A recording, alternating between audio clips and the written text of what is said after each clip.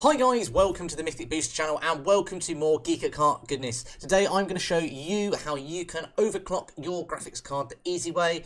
No science, no baffliness, just straightforwardness. I'm going to show you how you can do it with my 1050 GTX so you can play all your favourite games, whether that's Fortnite, PUBG, COD, whatever it may be, even if it's Broken Sword. Don't forget to like, don't forget to subscribe and stick around to find out how you can overclock your graphics card. See you in a minute.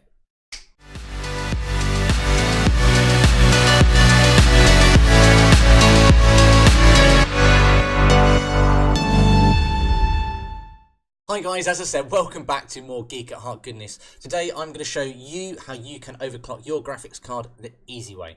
Right, let's get stuck straight into it. The first thing you guys need to do is to open up whatever browser it is you use and download 2 bits of things and stuff. The first one is going to be the Valley Benchmark. Just type in Valley Benchmark into a browser, it will come up the top, or type in the link you can see here. It's pretty easy and you can use that. The links will be in the description, by the way, and download that to your system. The next thing, you are going to go over to rog.asus.com, the Republic of Gamers website, and click on the download section. You are then going to download GPU Tweak and install that on your system as well. Do any restarts you need, and that is that. So that's the first bit out of the way, nice and simple. You are then going to open up your newly installed little bit of software, the Strix Gaming Setup. Really easy to use. There's a few things we are going to do. First, you're going to go to the settings box over here. You're going to tick all of these nice little tick boxes so everything comes on for you. Don't worry about any of the live updates down there. If you want it to update all the time, let it update all the time. Nice and straightforward. And then we want to be able to see a few things over here to be able to monitor. So if you go on the settings over here and go on to where are we going to now? Cancel. Where are we at? There we go. We want to apply a GPU clock, a memory clock, a GPU temperature, the fan speed, and the memory usage. Nice things that we'll be able to see when we're overclocking. Simple. We're going to go back and we can now see all of those nice settings here live as we go through. You're then going to go back to the home setting, and this is our current overclock running. You can switch in between whatever overclocks you can stick on their standard overclock mode here. You've got a gaming mode, a silent mode, and your own profile mode. We're going to click on gaming mode to start off with because that is pretty much the standard, and we are going to go over to professional mode here. Excellent. So once we're in professional mode, what we are going to do, we are going to start a new profile. So gaming mode is a good setting to start off from because if you look, there is nothing extra dialed in. They are all set to 0. Okay, next, this is where we're going to start our overclock. We're going to do a few base things to start off with. We're going to come down to the bottom, and I would like you to set your GPU temperature target to 92. This will allow us to get some higher temperatures out of the CPU, and it won't worry about the temperatures. We are then going to unlink these 2 settings, and we're going to turn our power target all the way up to 100. So 92, 100. That's that done. Fan speed, we're going to keep it auto. Frame rates, we're going to set to 0. Right, next thing, I would like you to turn your GPU voltage all the way up to 100. Okay, this is going to come back later. Don't stress about this. If you've done other reading, this will become relevant later. If you're going, oh no, don't do voltage, you're going to blow up. Just trust me. Voltage all the way up. Then what we're going to do, we're going to start with our GPU boost clock. This is the less forgiving part of the 2 overclocks. We are going to increase this increment in bunches of 50. So our next overclock point would be 1505. So what we're going to do is you're going to type in 1505. It's a plus 50 overclock currently of that GPU, plus 50 megahertz. Okay. We are then going to apply that, okay, and we're going to save it as a new setting. We're going to save this one. I'm going to call it test, okay, because this is our test setting. Okay. You are then going to open up your Valley software. Turn it on to the highest mode available to you, okay? Let me just get that highest mode up. Let me see, you can even see exactly what's going on. If I can remember, I sort of stored it on my PC here. Valley Benchmark. Here we go. So this is what you guys can see. Valley Benchmark. You are then going to click on, let me open up my other software so I can see what's going on. You're then going to open your Valley Benchmark. You're going to turn it on to English, Extreme HD, and run that benchmark, okay?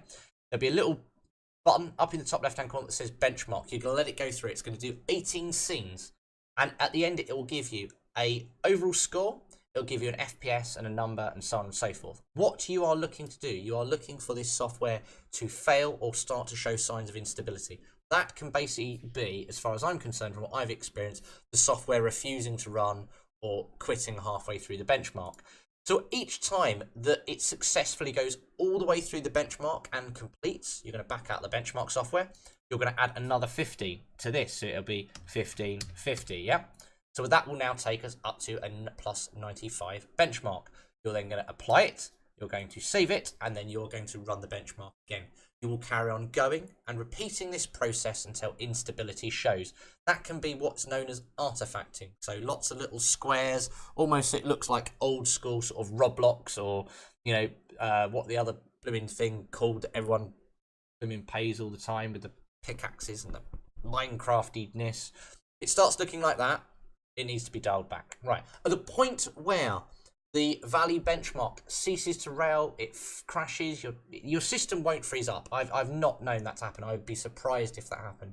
If that happens, you're then going to then start backing it off in increments of 10 and run it again. So say your system fails at 1550, you're then going to put in 1540. You're going to run the benchmark again and run it and run it and run it until you get a successful benchmark.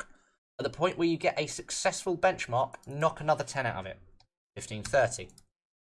Apply it, save it. Okay? That's then your benchmark.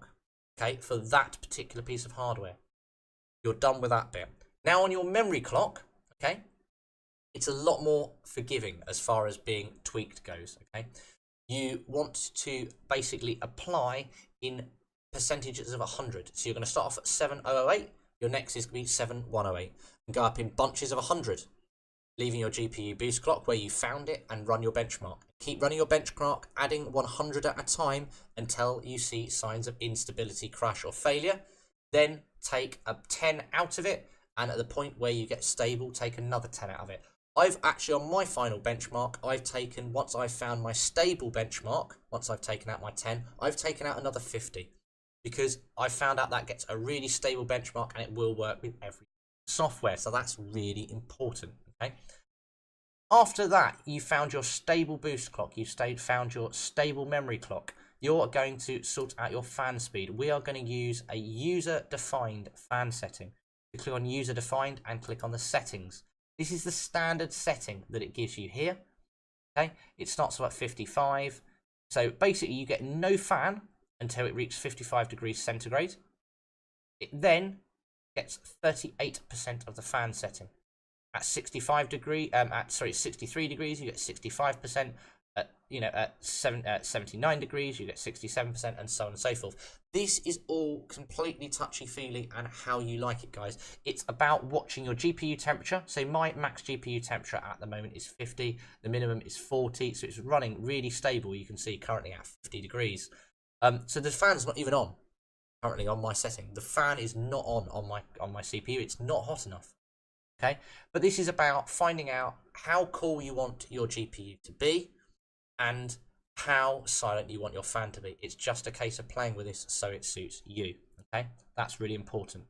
Once you've then got those settings set, you're going to go back to this GPU voltage and you are going to knock chunks of 10 out of it at a time until you see your score not changing. So you'll have your stable GPU, stable memory, fan, power target set, and everything.